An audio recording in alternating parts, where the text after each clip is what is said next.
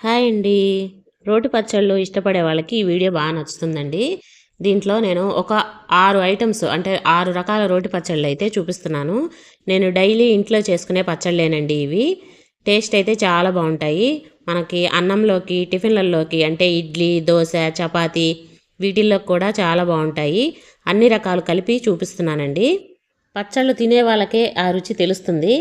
అంటే మిక్సీలో వేసుకునేదానికి రోట్లో దంచుకునేదానికి చాలా తేడా ఉంటుంది. పెద్ద పెద్ద రోళ్ళు లేకపోయినా మనకిప్పుడు అందరిళ్ళలో కూడా బుజ్జి బుజ్జి రోళ్ళు ఉంటాయి కదా, వాటిల్లో కూడా కొంచెం కొంచెం వేసుకొని దంచుకోవచ్చు. ఎన్ని రకాల కూరలున్నా ఫస్ట్ అయితే కొంచెం నెయ్యి వేసుకొని కొద్దిగా పచ్చడి వేసుకొని తింటేనే తృప్తిగా ఉంటుంది. ఫస్ట్ అయితే నేను ఇక్కడ టమాటా పచ్చడి చేస్తున్నాను. ఇడ్లీ, దోశ, చపాతీ, అన్నం దేంట్లోకైనా బాగుంటుంది ఇది.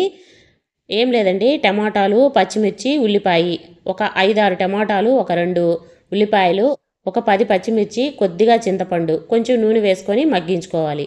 ఇవి మగ్గిన తర్వాత మనం రోట్లో ఉప్పు, కొద్దిగంత బెల్లము వేసేసి దంచుకోవాలి. మనం ఉల్లిపాయలు ఒకటి పక్కన పెట్టేసి కొరవ వేసేసుకొని దంచుకోవాలండి. ఉల్లిపాయలు మనకి కచ్చాపచ్చాగా దంచుకుంటేనే మనం తినేటప్పుడు అక్కడక్కడ తగులుతూ బాగుంటాయి. దీంట్లోకి కొంచెం కొత్తిమీర కూడా ఉంటే బాగుంటుందండి. మనము మగ్గబెట్టుకున్నాం కదా టమాటాలు, అవి మగ్గబెట్టుకునేటప్పుడే కొద్దిగా కొత్తిమీర కూడా వేసుకొని మగ్గించుకున్నామంటే టేస్ట్ అనేది ఇంకా బాగుంటుంది. మా ఇంట్లో అయితే డైలీ పచ్చడి అయితే ఉండాల్సిందేను. పిల్లలకి కూర చేసి పెట్టినా సరే మా వారికి మాత్రం పచ్చడి లేకపోతే ముద్ద దిగదండి. ఖచ్చితంగా పచ్చడి అనేది ఉండాలి.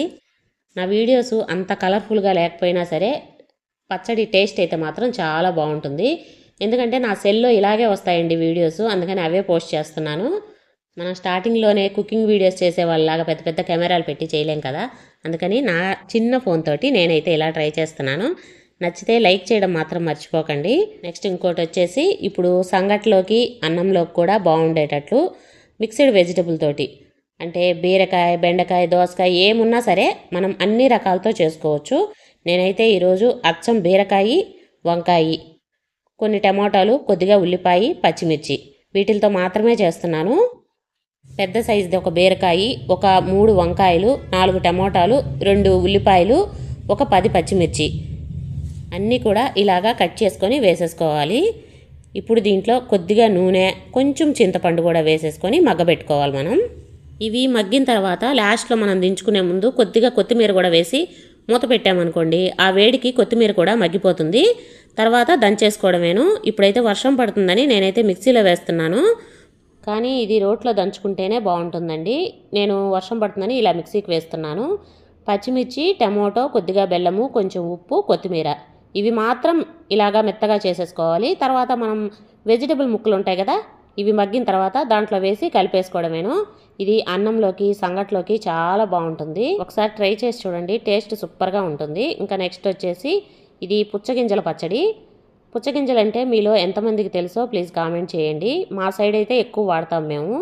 పుచ్చగింజల్ని కొద్దిగా నూనె వేసి ఇలా వేపుకోవాలి.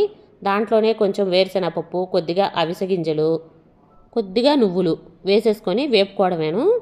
అన్నీ కూడా చిటపటలాడేటట్టు మంట సిమ్లో ఉంచుకొని చక్కగా వేయించుకోవాలి.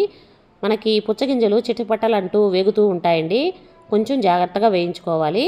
నువ్వులైతే లాస్ట్లో వేయాలండి, అవి తొందరగా మాడిపోతాయి కదా. ఇంకా ఆపుతాము అన్నంగా నువ్వులు వేసి వేయించుకొని పక్కన పెట్టేసుకోవాలి. అదే బాండిట్లో కొంచెం పచ్చిమిర్చి, టమోటా, ఉల్లిపాయ, కొద్దిగా నూనె వేసుకొని మగ్గించుకోవాలి. కావాలంటే నిమ్మకాయ అయినా వేసుకోవచ్చు. నేనైతే కొద్దిగా చింతపండు కూడా వేసి మగ్గబెడుతున్నాను. ఇదిగోండి వేయించుకున్నవి.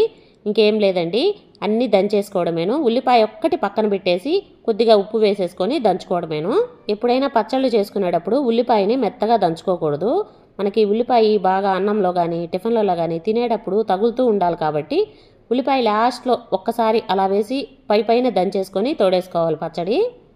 ఇంకా ఉల్లిపాయలు మెదిగిపోతే బాగోదు కదా, నేనైతే ఉల్లిపాయ లాస్ట్లో వేసి దంచుతాను. ఉల్లిపాయలు అనేవి నంచుకొని తింటారు మా ఇంట్లో. కొద్దిగా నెయ్యి వేసుకొని తింటే సూపర్గా ఉంటుందండి ఇదైతే.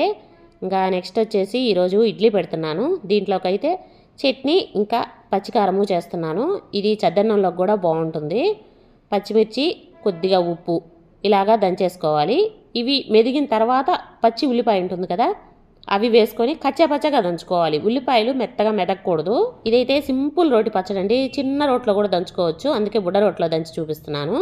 నేనైతే పెరుగు మీద మీగడ ఉంటుంది కదా, ఫ్రెష్ మీగడే, ఆ మీగడలో వేసేసి కలుపుతాను. మా ఇంట్లో ఇష్టంగా తింటారు. ఇది చద్దన్నంలోకి, ఇడ్లీలోకి, చపాతీలోకి కూడా చేస్తాను ఒక్కొక్కసారి. ఇంకా ఈరోజు ఇడ్లీలోకి చట్నీ, ఈ కారము అంతేను. ఇప్పుడైతే దోశలోకి అయితే ఇంకొక రకం పచ్చడి చూపిస్తాను. పచ్చిమిర్చి, టమాటో ఇలా కట్ చేసి వేసుకొని ఒక్క 5 నిమిషాలు మగ్గించుకోండి. ఇవి కొద్దిగా మగ్గిన తర్వాత ఉల్లిపాయలను కూడా కట్ చేసి ఇలా వేసేసుకోండి. ఉల్లిపాయలు మనం ముందే వేసేసామనుకోండి ఎక్కువ మగ్గిపోతాయి. అందుకని టమాటో, పచ్చిమిర్చి కొంచెం మగ్గిన తర్వాత ఉల్లిపాయలు వేసుకుంటే అవి సగమే మగ్గుతాయి, మనకి తినేటప్పుడు కూడా బాగుంటాయి. ఇప్పుడు దీంట్లో ఉండే ఉల్లిపాయలన్నీ తీసి పక్కన పెట్టేస్తున్నాను. అంటే మరీ మెత్తగా మగ్గిపోయాయి అనుకోండి అంత బాగోవు. కొద్దిగా కరకరలాడుతూ ఉండాలి, అలాగని పచ్చిగా కూడా ఉండకూడదు. ఇప్పుడైతే కొద్దిగా కొత్తిమీర కూడా వేసేసి ఊరికే అట్లాగా కలిపేసుకొని స్టవ్ ఆఫ్ చేసేస్తే ఆ వేడికి మనకి కొత్తిమీర అనేది మగ్గిపోతుంది దీంట్లోనే. ఇప్పుడు దీంట్లో కొంచెం ఉప్పు, తెల్లగడ్డ, ఇంకా కొంచెం అంత బెల్లము వేసేసి దంచుకోవడమే. ఉల్లిపాయలు తీసి పెట్టాం కదా, ఈ పచ్చడి దంచుకున్నాక ఆ ఉల్లిపాయలు వేసేసి కలుపుకుంటే సరిపోతుంది. ఇది దోశలోకి అయితే చేస్తున్నాను. జొన్న దోశ అండి ఇదైతే. దీంట్లోకి ఉల్లికారము, ఇంకా ఈ టమాటో చట్నీ. ఉల్లికారం అనేది అందరికీ తెలుసు కాబట్టి అదైతే నేను చూపించట్లేదు. ఇంకా ఈ టమాటో పచ్చడి కూడా ఇడ్లీలోకి, దోశల్లోకి కూడా చాలా బాగుంటుంది. ఒకసారి ట్రై చేయండి. ఇంకా నెక్స్ట్ వచ్చేసి ఇదైతే పాలకూర పచ్చడి అండి. పాలకూరతోటి చాలా బాగుంటుంది. మా ఇంట్లోనే కాదు, మా అమ్మ వాళ్ళ ఇంట్లో కూడా ఫేవరెట్ ఇది. వేరుశనగపప్పు, ఎండుమిర్చి, కొద్దిగా నూనె వేసుకొని ఇలాగా ఫ్రై చేసేసుకోవాలి. ఇవి కొంచెం వేగిన తర్వాత 1 స్పూను ధనియాలు, కొద్దిగా మెంతులు, ఒక దోసెట్ నిండా తెల్ల నువ్వులు ఇవి కూడా వేసేసుకొని అన్నీ కూడా వేపుకోవాలి. చిటపటలాడుతూ వేగాలి అన్నీ కూడా వేగిన తర్వాత అవి పక్కన పెట్టేసుకొని పాలకూరని 1కి 2 సార్లు ఉప్పు వేసుకొని కడుక్కోవాలి.